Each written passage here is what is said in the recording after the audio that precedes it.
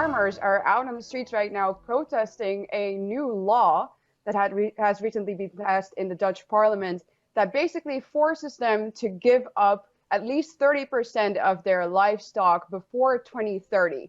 So the Dutch government is expropriating these farmers' land under the guise of a new nitrogen law. They're saying that the Netherlands, our tiny small country that you can see on the map, has a dangerous nitrogen crisis that suddenly needs all of these actions and measures, and well, the farmers are the ones that are going to have to pay for it, and the state is taking their land.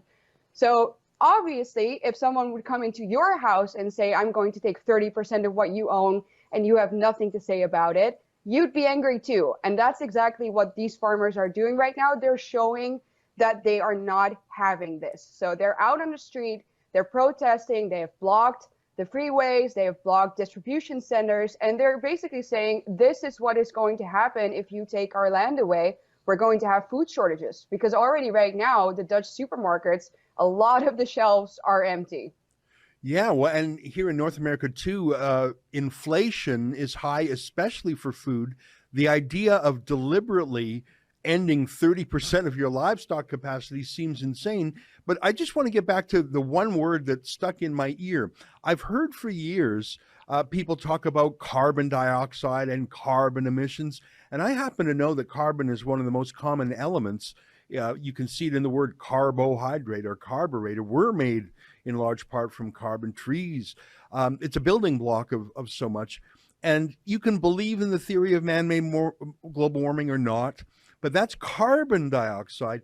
Nitrogen, that's just another element in the periodic table. I think most of air is nitrogen, like more than 3/4 of what makes up air is nitrogen, and there's oxygen. Like, I've just never heard nitrogen, which is all around us, being called an enemy of anything. What are they worried about with nitrogen? It sounds laughable to me. It is laughable, and that is what you should take away from this. It's not a real crisis. Obviously, nitrogen isn't a problem, especially not when you consider the fact that, well, the Netherlands, like I said, is such a small piece of land. Yeah. We have our neighboring countries, Belgium and Germany, that don't have to implement any of these measures, but the Dutch government is doing it. And the real reason, obviously, behind it is that the Dutch state wants the farmers' land. Because probably there are a couple of reasons. So the farmers, first of all, they're a group in society that are very self-reliant. They are basically ungovernable in that sense. You know, they own a lot of the Dutch land, and they produce agricultural products. They have livestock. They produce beef. And what's interesting to know is that the Dutch minister who has pushed this nitrogen law has a brother-in-law who is the owner of the Dutch online supermarket called Picnic. Guess who invested $600 million in Picnic last year? Right, Bill Gates, the man who wants you to eat fake meat. And, you know, that's not just a conspiracy theory. I know, for example, that the head of the Netherlands, am I pronouncing his name right? Rutte? How do you pronounce the name of the leader of the Netherlands? He's a serious member of the World Economic Forum, too. What's his name? Mark Rutte. Yes, Rutte. Mark Rutte is very, very deeply involved in the World Economic Forum. And, well, it's obvious that this law is a product, again, of these globalist institutions, because this needs to happen before 2030. Rings a bell, right? Agenda 2030, the Great Reset, World Economic Forum. It's very clear that this is a made-up crisis, which we've seen before with these organizations. That's the way they handle, that's the way they operate these things. They say, we have a crisis, and you are the ones that are going to have to solve this by giving up all of your rights. Yeah. So that's what's happening here. They're taking away these farmers' land. They're taking away property because they see a future for us in which we're completely dependent on the state. You eat bugs, and well, they own your land. You own nothing, and you'll be happy, is what they say to you. But these farmers are not happy, and I'm so proud that they're fighting this. Yeah, well, you know, it's really reminiscent of the trucker rebellion we had here in Canada. And one of the reporters we've sent over there, Lincoln Jay, was really 23 days in a row he was reporting from our trucker rebellion. So now he's going to report on the farmer rebellion which is the name of our website, farmerrebellion.com. So it'll be interesting to see him contrasting how Canadians do it. Canada and the Netherlands are old friends. A lot of Canadian soldiers fought and actually died in the Netherlands to help liberate that country. There's been a deep tie between the two of us ever since.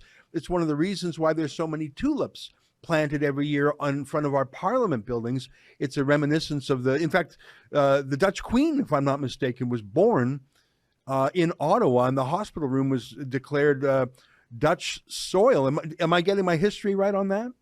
Yeah, absolutely. The Netherlands and Canada are very closely linked because of the reasons you mentioned. And we had a lot of reasons to be very thankful to the Canadians for liberating us in large parts of the Nazi regime. But our ties don't just limit themselves to history, they limit themselves in a very nasty way to the present day. And that is that you guys and us, we basically serve as these pilot countries for the rollout of this 2030 agenda for the World Economic Forum.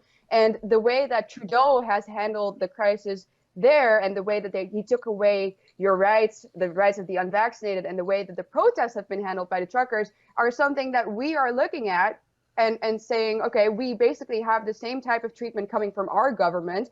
Mark Rutte and Trudeau are, closely, we've seen them before closely, in social settings being very friendly to each other. And while they're very similar in the way that they view the world and they have the same globalist policies.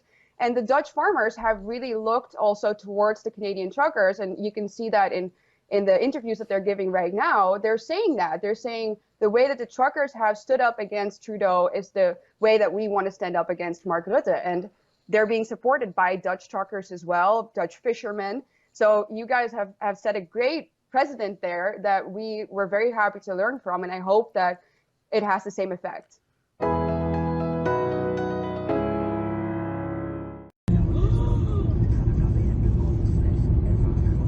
Wat zit daar? Garage of zo? Je voelt gewoon die warmte door het raam heen.